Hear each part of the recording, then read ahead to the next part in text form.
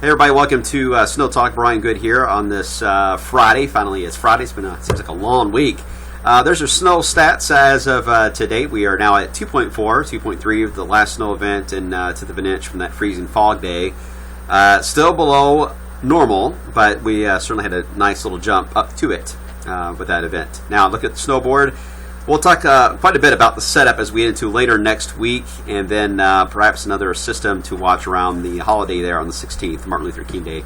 But we'll see how that plays out once we get a little bit closer. But we'll get into details on next week in a second. First off, today we still got some snow flurries flying around. It's going to be a cold day today. Temperatures will be struggling to move much at all. Look at the steady snow in Nashville all the way to the Smoky Mountains, picking up a decent light snow event today, accumulating a few inches in that area. It's all part of the system that's going to be coming together across the southeast. Cities like Birmingham, Huntsville, Atlanta, Greenville, over towards Charlotte, Raleigh, and D.C., all getting ready for a wintry nightmare in their standards over the next 24 to 36 hours as they deal with snow. Even Atlanta actually is forecast to get more snow than what we did, nearly double the amount. And we are at least equipped to handle a lot better than they are. But they're going to really have some tough times. But at least it'll be over the weekend. Hopefully they won't have any major travel headaches there. All right, so let's look at how the pattern looks today. I know it's hard to read this, but we're expecting temperatures to climb to about the 20-degree mark this afternoon. And then as skies clear out, this would actually be around, I would say, 6 or 7 degrees for a low. Depending on how clear we get, average of 5 to 7. I think this will be where we're going to end up here in Louisville, and then close to 0, if not slightly below that in the suburbs. So very, very cold night tonight. In fact, potentially the coldest we've been in about 2 years moving our way. Then after that, very cold weekend. We are not going to get above freezing until Monday. That'll set the stage, though, for a nice warming trend. Rain showers break out Tuesday, maybe some thunder as we into Tuesday evening, and then showers will continue on the Wednesday. And then we get our rain chance here for Thursday, and that is what I want to talk about a little more here. Here's the setup on the models. For those of you that are not used to this, here is the GFS, the Euro, and the Canadian here listed at the top. And at the bottom are the ensembles of those very same models. All right, so this is the warm-up as we get into the beginning of next week, Monday through about Wednesday, or actually Monday through Tuesday. Really good agreement on the ensembles and on the actual models. As we get into Wednesday, after that rain band moves through, there is a drop, and you will see a drop in our 10-day outlook on the app. But it's not significant. Notice the cold air is wrapped up very close to the low itself.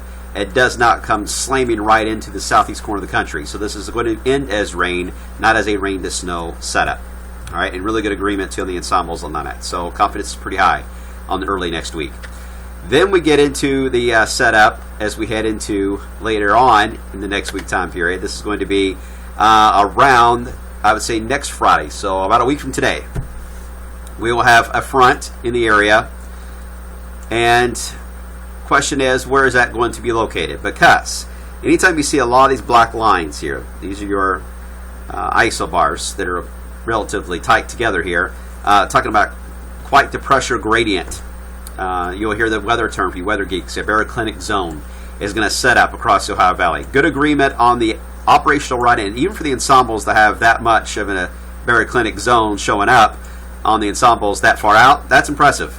So confidence is relatively high, but not overly high on the placement. We're just relatively high that we're going to see a setup like this in the region.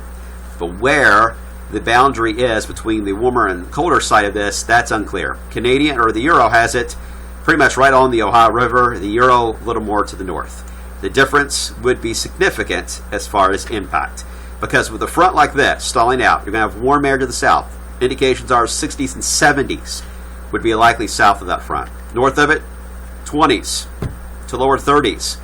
And if that front's across, say, the Ohio River, then wave country is divided with that type of an extreme detail. I'm not saying that's the case. I'm just trying to give you a mental image here of what the complicated scenario would be. So that would be heavy rain, thunderstorms on the south side, significant ice, at least for a band somewhere close to that front, and then north of it would be snow.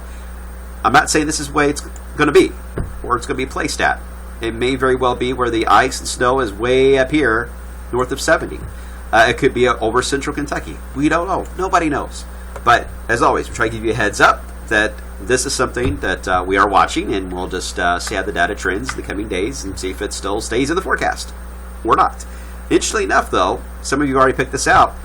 2 years ago, when we had that cold snap that is rivaling the cold air we have tonight, we were in a similar setup. We had freezing rain across Indiana, northern Kentucky, including Louisville, and snow to the north. Eerily similar look to that.